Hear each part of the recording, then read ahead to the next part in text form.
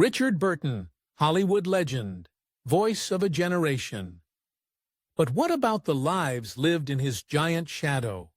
The stories of his three daughters are ones you likely haven't heard, and they are absolutely fascinating. We're diving deep into the very different paths taken by Kate, Jessica, and Maria Burton, from Broadway stages to private sanctuaries. What really happened to them after the headlines faded? Number 3. Kate Burton. Born in Geneva, Switzerland in 1957, she was Richard Burton's eldest daughter with his first wife, Sybil Christopher. Imagine growing up with Richard Burton as your dad, and for a time, Elizabeth Taylor as your stepmom. Kate herself said they were two of the most famous humans that had ever been actors, and that they experienced the madness. That's quite the childhood. But here's what's super interesting about Kate. She didn't just ride on the family name. She first earned a degree in Russian studies and European history from Brown University, becoming the family's first college grad.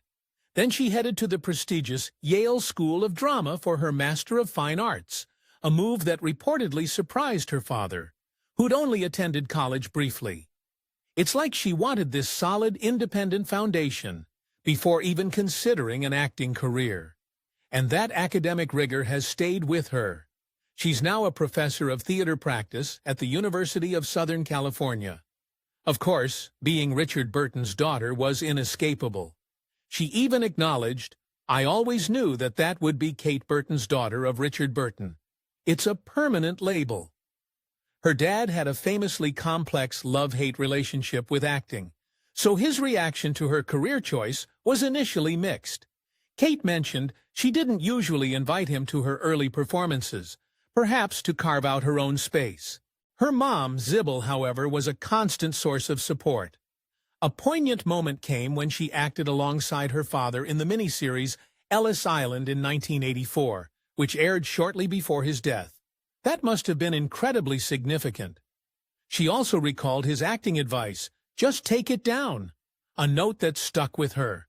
And Kate Burton certainly made her own mark. She debuted on Broadway in 1982, just days before her Yale graduation. In Noel Coward's Present Laughter with the legendary George C. Scott, her stage career soared.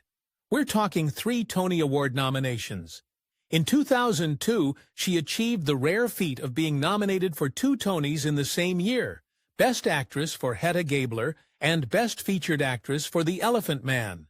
Her Broadway credits are extensive, including Some Americans Abroad, Jake's Women, Company, and Spring Awakening.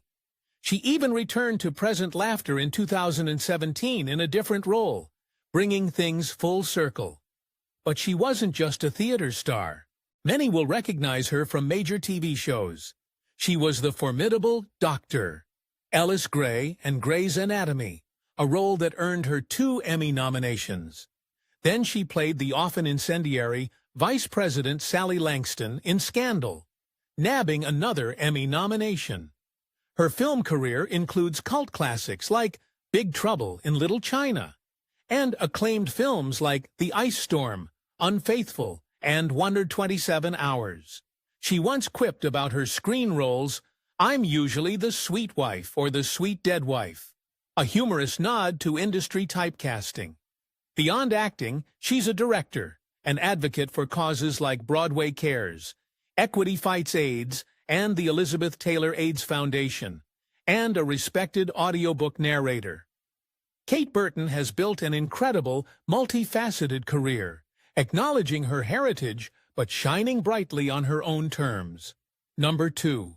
Jessica Burton, Richard and Sybil's younger daughter, born reportedly in 1959, Jessica's life has been lived almost entirely away from the public eye, for a profound reason.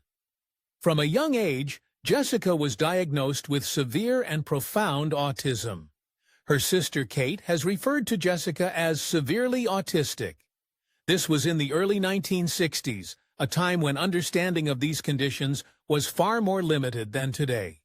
Societal understanding and support systems were vastly different. Imagine the family situation. Richard Burton's career was skyrocketing. His marriage to Sybil was disintegrating due to the infamous affair with Elizabeth Taylor. And amidst this turmoil, they were also facing their young daughter's severe developmental challenges. It's an almost unimaginable burden. The decision was made for Jessica to be institutionalized by about age 6. She has since lived in specialized care facilities in the United States. While it's easy to judge from today's perspective, in the 1960s, institutionalization was often considered the only viable path for children with conditions as severe as Jessica's. This meant Jessica's entire life unfolded outside a traditional family home. It's a heartbreaking reality that profoundly impacted her family. Richard Burton, despite his global fame, carried deep sadness and guilt regarding Jessica. Biographies in his diaries reveal her condition was a source of dark moments. He reportedly felt immense guilt over leaving Sybil and his daughters, and some believe he feared Jessica had inherited her illness from him. But Richard Burton could and did provide for her. His success ensured Jessica would have lifelong, top-quality care. Kate Burton has often highlighted this with gratitude, emphasizing that her father made sure Jessica would be looked after no matter what. His will in 1984 cemented these provisions. Jessica's life has been one of profound privacy and specialized care, shielded by her family's love and resources. It's a story of sorrow, but also of unwavering familial commitment. Number 1. Maria Burton, Carson. Born in Germany on August 1, 1961, her path into Hollywood royalty was unique. Elizabeth Taylor, then married to Eddie Fisher, initiated Maria's adoption from Germany when Maria was 3. Following Taylor's divorce and marriage to Richard Burton in 1964, it was Richard who legally finalized Maria's adoption, giving her the Burton name. Maria's early life was marked by a significant health challenge, a congenital hip defect that required nearly 24 operations, a tough start for any child. Elizabeth Taylor was reportedly fiercely devoted, saying, "I want her all the more because she's ill." This maternal protectiveness likely forged a strong bond. Growing up as Maria Burton meant a life of extraordinary privilege and constant travel. The family moved between film sets, luxury homes, and their famous yacht, the Charisma. Its name a tribute to Burton's daughters, Kate, Liza, Taylor's daughter, also adopted by Burton, and Maria. Richard Burton's diaries show he was an affectionate father. For a child adopted into such an intense environment, this love was likely a crucial anchor. Elizabeth Taylor always considered her children her greatest achievement. As an adult, Maria Burton Carson has largely stepped away from the Hollywood limelight. Reports suggest she pursued a career as a fashion designer and lives a quieter life, possibly in Idaho. This interest might have been sparked by Elizabeth Taylor, a global style icon. She's also described as a philanthropist.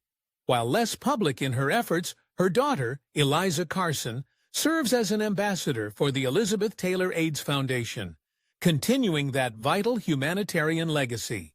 Our Maria Burton Carson, has truly prioritized privacy, especially after Elizabeth Taylor's passing. She had 2 children, Eliza Carson and Richard McKeown, from 2 marriages that later ended. Crucially, she raised them away from the intense media spotlight she knew, wanting a more normal life for them. Curious about how other children of Hollywood legends carve their own paths? Then you definitely want to check out our next video over here.